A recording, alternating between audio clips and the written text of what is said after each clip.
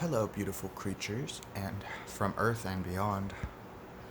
Today we're going to be talking about crystals, right? What are they? How do you use them? Why can't I feel my crystals anymore? Those are just some of the basic questions I will be answering for you in today's video. So, where do they come from? Crystals, well, first of all, they come from all different parts of the planet.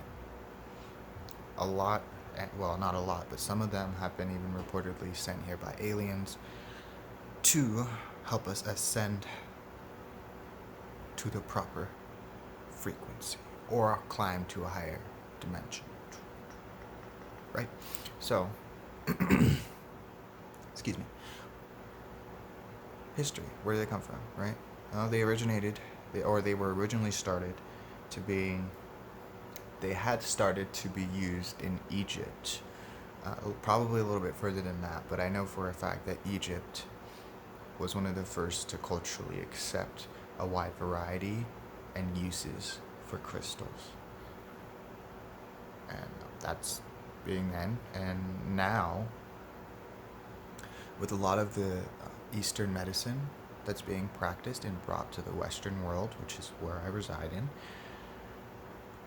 in combination with the crystals, they're being used as a type of healing medicine that affects certain chakras in certain parts of the body. So, what are they? Crystals are many different things, like tiger's eye, lapis, or meteorites. Pretty cool. I actually have a whole collection of crystals that I've collected over the last 7 or 8 years that just kind of sat in my windowsill because I didn't feel their energy anymore. But, so, as an example, we'll just try and continue on the same question line, right? Come on, you got this. There we go. So this is lapis, and you could tell that it's an assortment of different colors and sediments, right?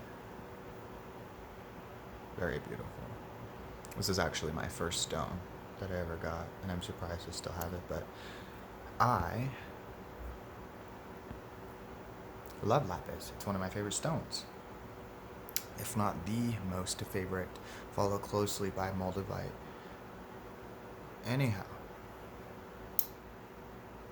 all the different specs and colors of this stone all hold a specific frequency, and when brought into our own energetic field, it can cause changes within the body or chakras passively. Now, all stones have passive attributes, right? And this is how I use crystals. I may be wrong, but this is how I use crystals, and it works for me until they run out of energy, and I have no energy to cleanse them, but I just throw them back into the sunlight expecting them to work. But they need to be cleansed, obviously. So, all these rocks, all these crystals have passive attributes. For example, this is supposed to help you think clearly. It's supposed to help with your third eye chakra. It's supposed to help with your throat chakra because it's blue. Correct. Those are its passive attributes. And the attributes that I can add to it are, well, I can give it any attribute that I really want it to. Obviously, it's not going to be good at certain things because the crystal works a specific way, and I should probably align my intent with the vibrational frequency of the stone that I'm using.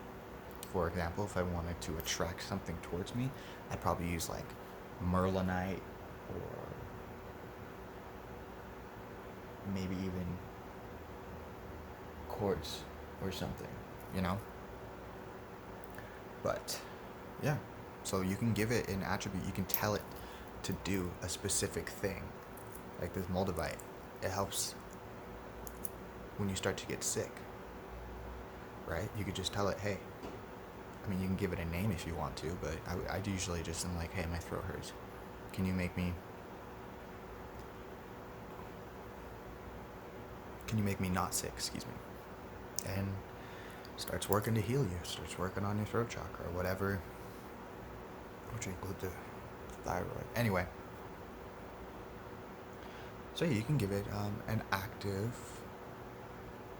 you can throw in an active intent for your crystals, and that's something that's always the way that I've always used crystals. Is I claim it, which seems to be important for some reason. You have to claim the crystal. Usually they claim us and they call to us when we're in the crystal shop. I like the way this one looks. This one sparkles a certain way, or I feel pulled to have this kind of rock, right? And you look around and you go through all the rocks and you figure out which one feels best in your hand, or which one you like, which one you think is the coolest, and you claim it, right? You claim it, and it sounds odd, but in terms of frequency, it knows that it's yours. Like, I have a rock up there that I'm supposed to be giving to my friend, and I put that intent into the rock, like, you don't belong to me, you belong to someone else. I can't use it. Not even a little bit. I can't even feel the energy. So, and speaking of not feeling energy, leading into the last part of this video, right? Why do I not feel the frequency or energy of my crystals anymore? I had that same issue, and for the last 3 years, I think I said, they were just sitting all on my windowsill because I couldn't feel the frequency. I had attuned my body. There's a specific word for it, and it's not coming to mind right now. I had attuned my body to the vibration of the stone, and it was no longer foreign to me, right? And when something is, vibrationally speaking, no longer foreign to you, you've assimilated it into your energy field, so you just don't feel it anymore. Unless you are clairsentient. And I find that even people with clear feeling still have some issues feeling the energy of the stone, because I have clear feeling and I have clear hearing. So I'm clairaudient, clairsentient.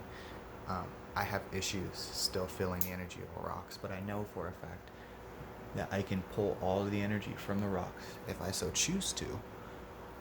And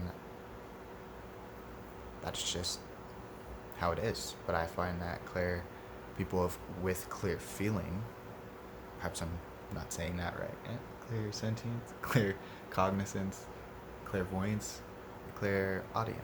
Yeah, clairsentience, clear feeling. Clear cognizance is clear thinking. Intuition? Yeah. I made videos on those as well. So go ahead and check them out. But yeah.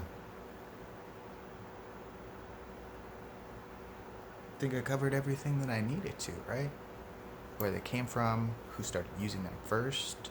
Now it's being used for healing. Just a quick summary, right? All the sediment, rock, and crystals have a specific vibration and frequency that if you choose to, you can align your intent to that frequency, and it'll help you with that specific goal. Right? And then they have the passive attributes. If you no longer feel them, I would definitely cleanse them depending upon the rock. And I'm not going to recommend this as like something to do with all of them, but depending upon the rock, you can usually cleanse with water. You can cleanse with intent. It feels a little bit better when you do it with water, but you can definitely cleanse with intent. We should make another video on clairsentience, because I think it's a completely valid form of energetic, empathetic way of performing magic. Anyhow, water, mental intent, right? Probably you can use sage. There's just a bunch of different ways you can cleanse these stones. And then you set them out on the windowsill, and then you have them, you put the intent in the stone to charge. Pull in the sunlight, pull in the moonlight. And they do so. Kind of weird. But life is weird, right? Alright. Well, I believe that's it for this video. If you don't mind, wow, excuse me.